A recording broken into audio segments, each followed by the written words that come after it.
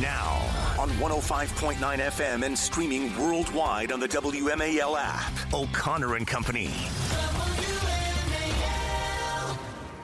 It's 5:07. It's Monday morning. Thanks for tuning into O'Connor and Company to launch your week the right way. Hopefully by the end of the week, now that they've got their little No Kings protest behind them, Democrats can get to the table, reopen the government, and pay our troops. That'd be terrific.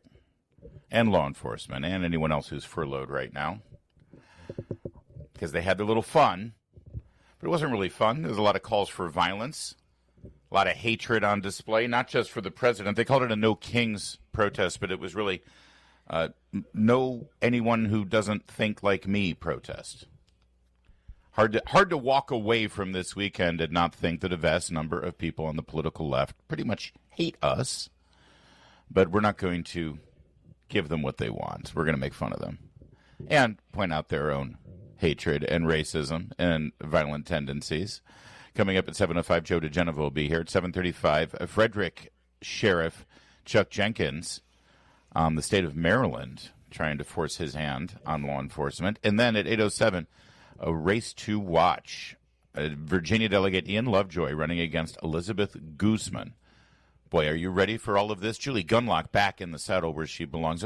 I received many text messages and concern, Julie, that you missed a couple of shows last week. You can't do that to people. I missed. It was so nice. I had people reach out to me too, and I love our listeners so much because there was genuine concern. But I was on jury duty last week, which I never got called. But then a couple weeks before, I had a business trip. Like I have another job.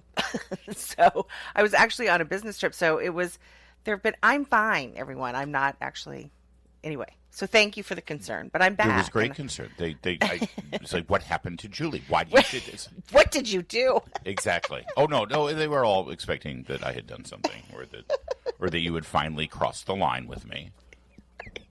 Oh, sure. And yes. I had to put you in the corner a bit. And then I learned no one puts Julie in the corner. Right, there you go. Well, anyway, I'm back. I'm not going to be, I'm not going away. I mean, I'm here Julie and I are back. We're doing our dirty dancing routine. That's right. At the end of the number. Except, strangely, you're the Patrick Swayze character, which I always had. We keep fighting over it. I mean, you do have the hair. The lift, I'm just getting now. Yeah. I could do it. And I have Jennifer Grey's nose, the old one, before she got the plastic surgery and became completely unrecognizable. The current generation has no idea. First of all, they don't know who Jennifer Grey is. Because first of all, after they're she asleep. got that nose job. Okay. We're just talking we Gen Xers are talking amongst ourselves. That's right. It's our time. It's true. Jennifer Grey was so adorable. So cute. And then she got that nose job, which I mean, she looks gorgeous. Don't get me wrong, but she doesn't look like Jennifer Grey anymore. When you're an actor and you take away the character of your face, that is a big, big mistake. I actually think she did come out looking adorable. Yes. But she also looked like everyone else. Yeah. And that nose was distinctive. And she was so cute with it. I never understood that. Boy, that was like the new Coke of the acting scene. It was. And she was also that iconic, just sort of, between that character in Dirty Dancing, and then she was also, remember, Ferris Bueller's sister in Ferris Bueller's Day Off. Yes. She had a string of wasn't she also in Red Dawn? Yes, that's right. She was in Red Dawn. She had this string of great iconic 80s movies and roles. And that curly mop of hair, come on. What guy my age didn't? I know. And then I found out she was Joel Grey's daughter, and everything fell apart for me. And that's Cabaret. Yes. He's the choreographer, but he also dipped into acting too, right? I mean, no. He was the MC in Cabaret. He is an actor. Oh, I thought he was. A choreographer. No, you're thinking of Bob Fosse. Was the of course? choreographer Yes. Of okay. Cabaret. And then it got very weird. Small, elfish people, the Greys. Yes, exactly. Very small. Elfish. But Jennifer Grey was so cute, and the thing that also I think what people loved about her. Okay, I know we have news to get to. Just a minute. No, I was chuckling that we've just gone on this tangent. The thing that because I made a stupid joke about Dirty Dancing. The thing that was so weird about Jennifer Grey is, I mean, she was sexy in Dirty Dancing, and she was so opposite the sort of typical Hollywood sexy image. She was this little thing, and she kind of, she had a distinctive face. She wasn't classically beautiful, but boy, those dance scenes. Oh, she was hot. Well, it proves the old adage: you put a girl in short shorts and have her shake her hips. Is there an old adage about that? Oh yeah, it's actually, I consider it a morning Larry's mantra. book actually. Of old adages. It is. It's my mantra. You put a girl in short shorts and have her swing her hips and dance the Larry, rumba. have you seen women out there today? There's a lot of women in short shorts who have no business being in short shorts. And then just go to the No Kings rallies, okay? There you go. Now, I don't know if you saw this, but recently Joel Grey came out as gay. This was about... Isn't he like 107 years old? 5 or 6, yeah. Now he feels it's okay for his career to come out as gay. So Jennifer Grey was raised by a gay man. So no wonder she wanted to alter her face. No one is surprised by that, frankly. I know, exactly. No, wait, you're telling me Joel Grey is gay? What? Did you know... So Joel Grey... His Broadway debut was playing George M. Cohan in a Broadway musical called Cohan, and he was a tap dancer, and he played George M. Cohan. Then he did the MC in Cabaret, and that became his iconic role. He came back and did it over and over and over again. Do you know what his last big Broadway role was? Like major Broadway role. Birdcage? No. That would be La Cage aux Folles was the original Broadway version of Birdcage. Thank you. I'm sorry. He played the wizard in Wicked when it originally opened on Broadway. Oh, that actually sounds perfect for him. Yeah, he was the wizard in Wicked, like what Jeff Goldblum plays in the film. Yeah. Yeah. I remember when I was little. Broadway talk this morning. I honestly, Joel Grey in Cabaret. I remember being very little and seeing. I must have seen a clip, or I must have seen an. I mean, this was way back. Oh yeah, no, because that movie was 73 or 74. But maybe it was like, I don't know, maybe it was HBO when I was older and I saw it, and that close up on his face. Isn't there like some famous close up on his face? Well, it starts. The movie begins with a close up on his face. That scared the death out of me. I thought it was a horror film when I was little. His character is sort of a narrator / demonic figure. He's supposed to be I've never seen it. So I was right. He represents the oncoming Nazi movement in Nazi Germany. It's Berlin in the 30s. I consider myself kind of an aficionado of like movies and pop culture, and then there are all these iconic films I haven't seen. I did watch Annie Hall this weekend. Finally, yes, it was good. Very good. Very odd people, but There's very a good. Spider the size of a lobster in your basket. Don't worry, I can walk to the curb from here. I still use that line. If Meredith is driving, such great lines, and she parks, and I say, "Oh, okay, we're fine. I can walk to the curb from here." I mean, when they are, I will tell you that there were several moments in that movie where I was like, I am disturbingly similar to Woody Allen. Like when he's standing in that line at the movie theater, and there's a guy behind him. This is me. Right. And Darren is like, "Can you just shut up?" You have the running commentary about the morons behind you who are acting like know-it-alls. What's wrong with this person? Why are they talking so loud? And Darren's like, everybody is calm. Right. Oh, you are the only one who's reacting to this. Yes. Anyway, it was a little disturbing to realize I'm alone. But instead of pulling an expert, who was it, Marshall McLuhan or somebody out from behind the display, you actually pull out your phone. Oh, yeah, well, I text with a Supreme Court justice. Let me tell you something. Here, she's my friend. Look. Exactly. All right. Well, we've sorted it out. Julie's back. Nobody puts Julie in a corner. She did get a nose job. She's unrecognizable, and her father is gay. Welcome back, Julie. Now we'll get to the No Kings protest. Oh, God, here goes the phone. We will now go to the liberals who want to kill us. That's next, coming up, 5:15, WMAL.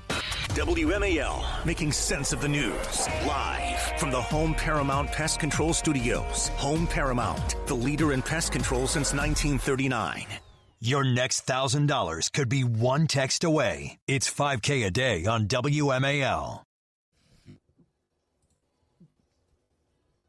And jump. Got the lift going. I got you.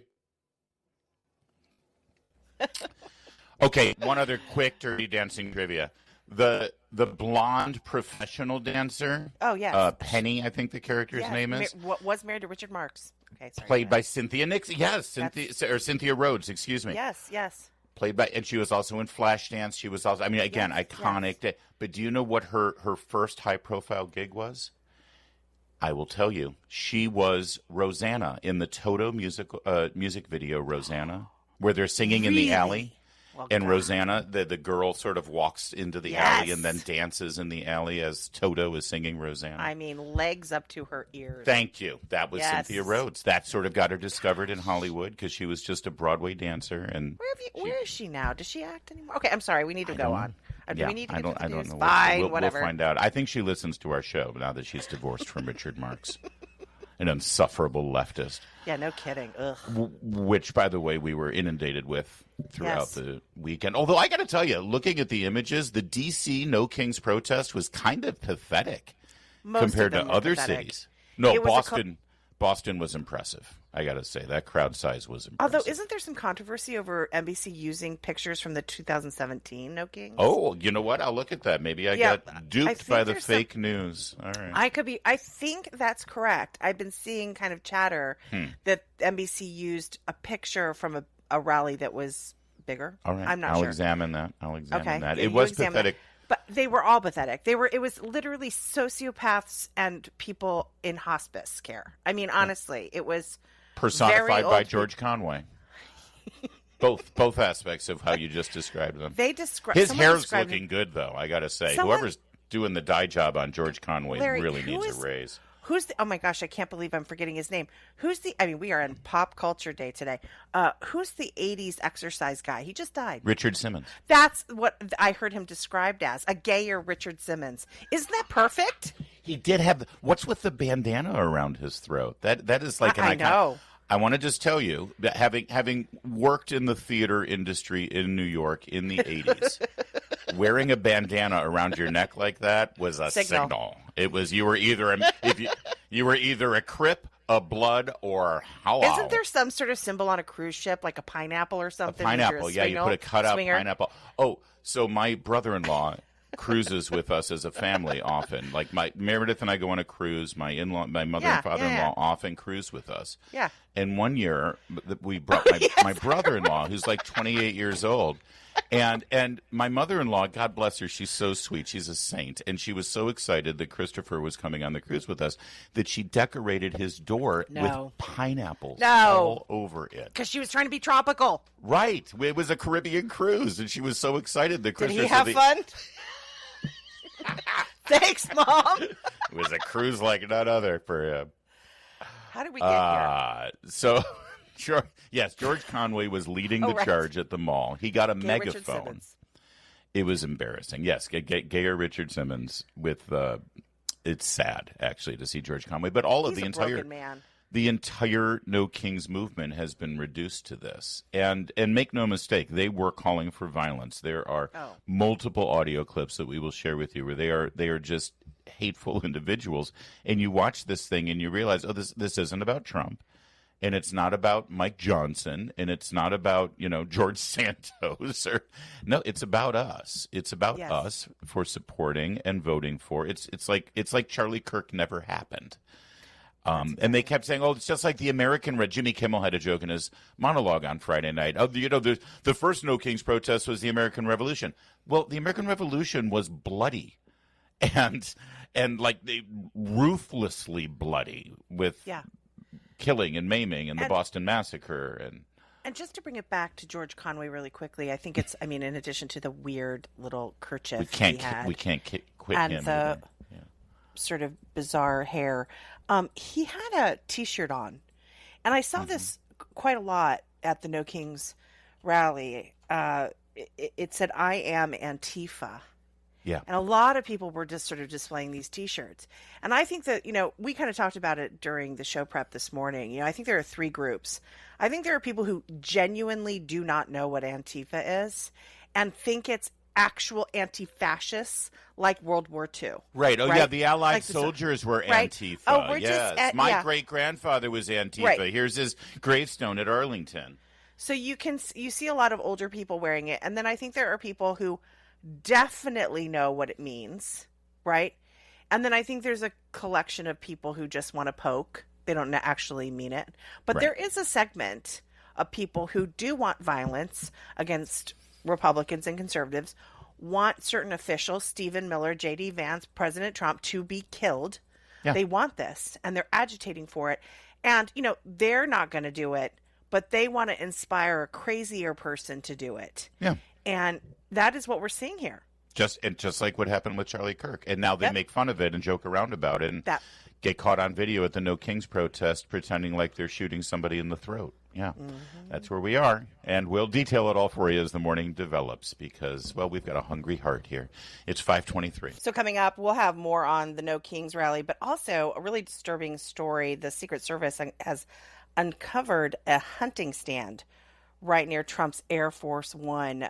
Really, really scary stuff. We'll give you the update. Keep it here. It is 5:30. WMAL-FM, Woodbridge, Washington, a Cumulus media station. Making sense of the news. News Talk 105.9. News now. Now on 105.9 FM and streaming worldwide on the WMAL app. O'Connor and Company. Now it's 5:36 on O'Connor and Company. Keeping track of the time here for you. That's just part of the service we provide. Also, we have scintillating conversations with newsmakers and experts, like at 7:05, Joe DeGeneva, legal analyst for the district. I think he might have an opinion or two about the indictment of John Bolton. 7:35, the sheriff for Frederick County, Chuck Jenkins. And then at 8:05, a Virginia delegate, Ian Lovejoy, running against my partner in crime here, my co-host, my friend Julie Gunlock's favorite Virginia politician, Elizabeth Guzman. That's right. I know how much you are a huge fan of her work. Elizabeth Guzman, to remind you, is the woman who wants to arrest parents for not affirming their child's belief that they were born in the wrong body. You need to give me a warning before you bring up her name. I need to take some blood pressure medication. Was it? See, you almost walked off the show in a huff again. Ooh, That's wait, right. I mean, you almost had jury duty again. Sorry. No, would you stop? More news here of the manifestation of potential violent hate coming from the political left, although this is still being investigated. It's not difficult to put two and two together, as the Secret Service has uncovered what they're calling a suspicious hunting stand in West Palm Beach, Florida. It has a direct line of view to the spot where Air Force One lands. Can we just talk about hunting stand in West Palm Beach? Well, that's the thing. It's like, oh, what? It's just a What? hunting stand. What? It's just a hide for deer season, you know? This is a sniper's nest. If you've ever been to the airport in West Palm Beach, Florida, it's in the middle of a suburb. There's no hunting anywhere near the airport, and it happens to have a direct 300-yard line of view, not to some forest where Bambi's mom is sitting there trying to graze in the daisies. No, it's pointed directly at the runway where Air Force One lands and where Trump comes out of the staircase. Yeah, you know what people in West Palm Beach do when they want to go hunting? They take their private jet to Montana, okay? They don't go, in someone's backyard. Excuse me. They go to the Home Depot and hire some illegal Guatemalans and have them go hunting for them, all right? No, kidding about that part, of course. The whole thing of a hunting stand in West Palm Beach, that should just be done. That's it. That's the whole story. The director of the FBI, Kash Patel, has initiated an FBI investigation. They're sending a team down there to do some forensics. They're checking phone data.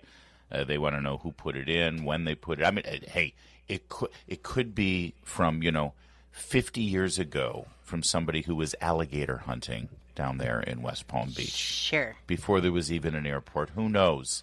Don't go off the deep end, you crazy tea partier. Law enforcement source told Fox News Digital that the stand appeared to have been set up months ago. All right, forget about that hypothesis. Apparently, right, it's not. Months it's ago. Not from 50 years ago. Yeah. Mm-hmm. The chief communications officer for the Secret Service, Anthony Guglielmi, confirmed that the organization was working closely with the FBI as well as law enforcement in Palm Beach County.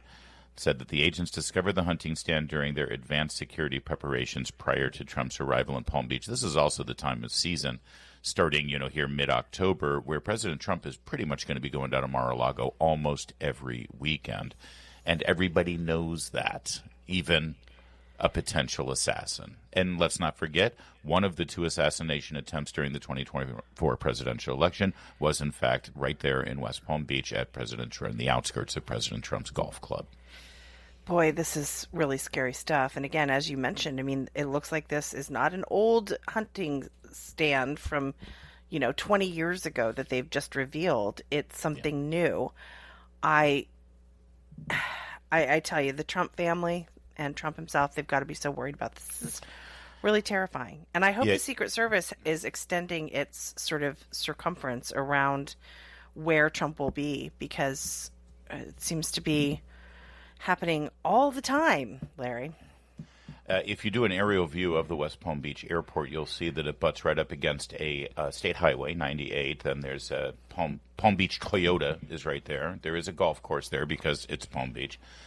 There's also a Burger King nearby. Maybe it's somebody from the No Kings protest who really doesn't like the Whopper.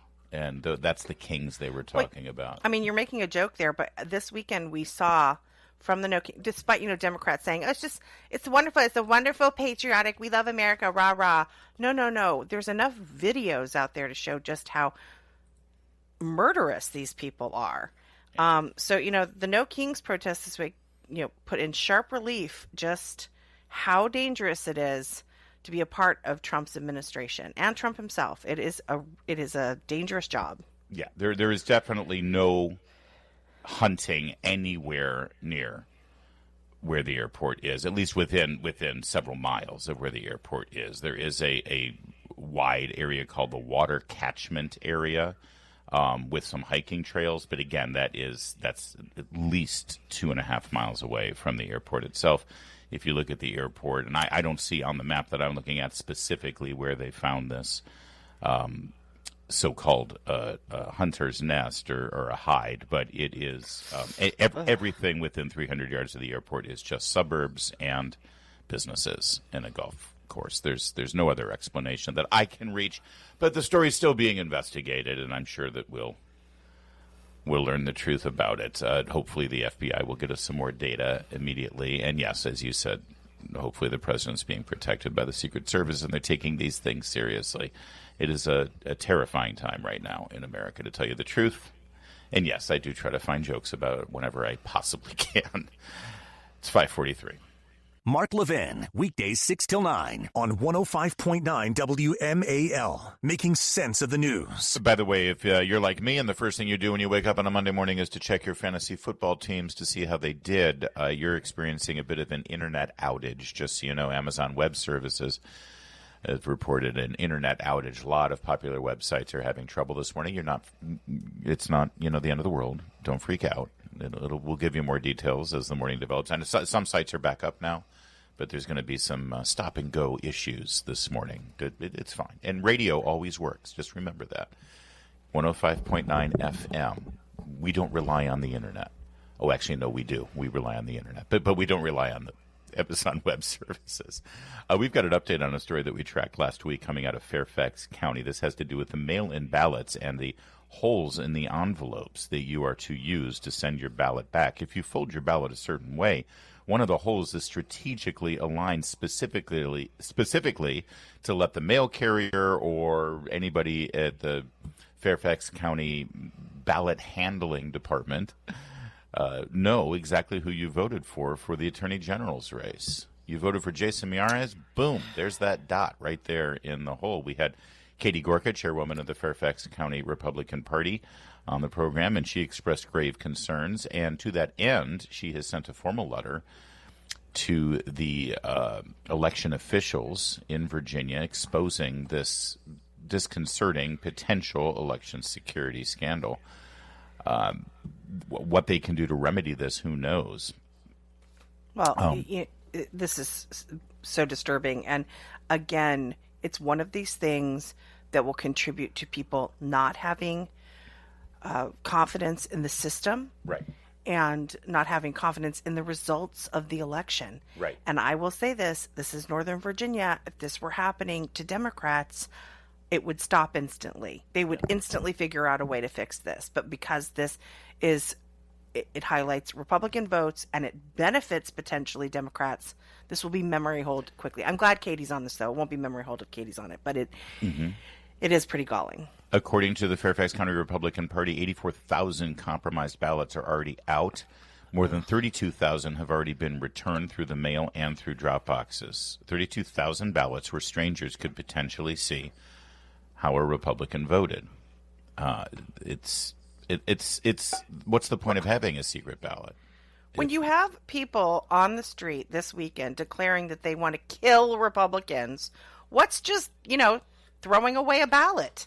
Well, right, and let's not forget when Abigail Spanberger ran for re-election against Nick Freitas. I went to bed that night in 2020. We all did. Quite confident that Nick Freitas had defeated her, and Abigail Spanberger would be confined to the one-term dustbin of Virginia electoral history. And then the next morning, they found a thumb drive. They found it. Hey, look at this thumb drive. Just unbelievable. And they put it in, and it had like 15,000 votes for Abigail Spanberger that hadn't been counted. Imagine that. And I'm sure that there's an innocent explanation for that. Sure. But you nailed it, Julie.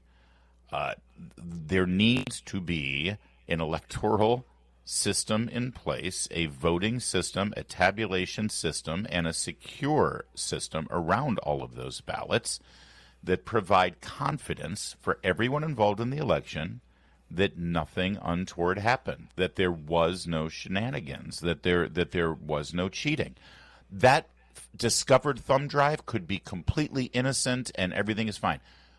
But because of that story, because of the circumstances that led to the discovery of a thumb drive, half the people in Virginia are going to walk away thinking, oh, so they screwed us and they stole the election from us. You put systems in place so that people don't think that afterwards. And now, no matter what happens in this election, there's going to be a belief that people's ballots were compromised at one step of the way because of these holes in the envelope. And don't forget the other very important part of that. Then when questions are asked, you're a tin foil hat wearer, you're an insurrectionist, you're you're not patriotic. All of these accusations, they lay it out there so that it looks like fraud. And then the minute you ask a question, you're the problem. Yeah. And when everybody says, how dare you cast aspersions on the United States Postal Service, they would never do anything, they would never throw away your ballot, they would never do that. It's okay. Yeah, there's nothing more, I love it, there's nothing more secure than the United States Postal Service. Really? Okay. So when you pay your bills, do you put cash in the envelope? Right.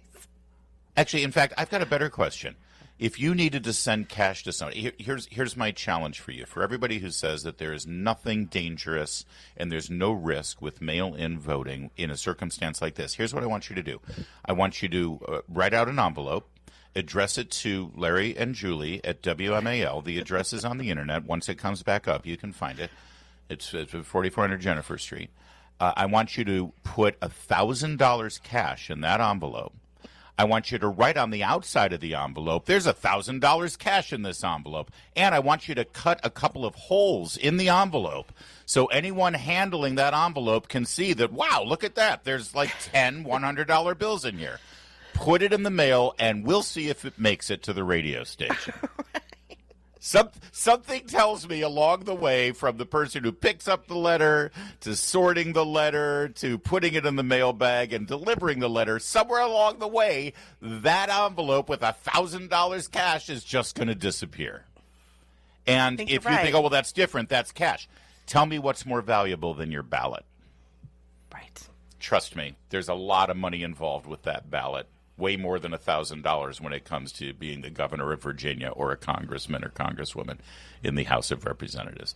Hopefully we'll get an explanation on this mail-in ballot thing. But if you are in Fairfax County, you have not delivered your mail-in ballot yet. The Republican Party, led by Katie Gorka, wants every voter to know what's happening and make sure that, if possible, you vote in person to protect your ballot from this point forward. It is 5:53.